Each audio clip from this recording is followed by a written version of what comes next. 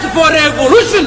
Tena msiogope revolution. Mijitu inaogopa revolution ni minyonyaji. Wakisikia revolution nasema mama wewe, watu wanaogopa change ni wanyonyaji. Ni watu walioshiba. Lakini mnyonge lazima atake change. Mambo mabaya alafu yaende hivi hivi tu. Mnyonge hawezi kuwa conservative. Majitu yanayokuwa conservative ni yale yanayoshiba. Hayataki change. Change itawavurugia mambo.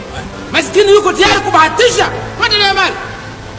Hana ya kupoteza. Sana akipoteza anaweza akapoteza umaskini wake. Lakini hana kingine cha kupoteza. Ifahamu historia ya Mwalimu Julius Kambarage Nyerere aliyeiongoza Tanzania kupata uhuru baada ya kuanzisha chama cha Tanganyika African National Union TANU na kupigania uhuru kutoka kwa Uingereza. Baada ya kupata uhuru kwa njia ya amani mwaka 1961, mwaka 1964 Tanganyika iliungana na Zanzibar na kuzaliwa Jamhuri ya Muungano wa Tanzania na Nyerere akawa rais wa kwanza wa Tanzania. Rais Nyerere alipigania umoja wa Afrika akishirikiana na Kwame Nkrumah wa Ghana pamoja na Kenneth Kaunda wa Zambia. Alisaidia harakati za ukombozi katika nchi kama Msumbiji, Zimbabwe, Afrika ya Kusini, Angola na Namibia, na Tanzania ikawa kituo cha wapigania uhuru kutoka mataifa mbalimbali barani Afrika. Aliamini kuwa elimu ni silaha ya uhuru na kuzindua sera ya elimu kwa wote na maendeleo vijijini ambapo viwango vya waliosoma na kuandika vilipanda. Alikuza matumizi ya Kiswahili kama lugha ya taifa na kuunganisha makabila yote Tanzania, jambo lililotokomeza ukabila nchini. Mnamo mwaka 1967 alianzisha sera ya ujamaa ambayo ilijenga usawa, kujitegemea pamoja na mshikamano wa kijamii. Watu walipelekwa kwenye vijiji vya ujamaa ili kufanya kazi kwa pamoja, jambo lililojenga umoja, usawa na utambulisho wa taifa. Alizuia migawanyiko ya kikabila na kidini kwa kuunganisha Watanzania, na hii iliepusha vita vya wenyewe kwa wenyewe, na lugha moja ya Kiswahili iliwaunganisha Watanzania.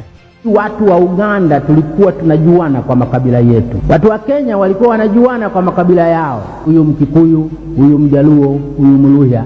Watu wa Tanzania walikuwa kabisa hatujui makabila yao. Nilimwambia yule mama, ni wakati huo mama. Ni wakati huo, sio sasa. Sasa Watanzania wanaanza kuulizana makabila. Mnataka kutambika?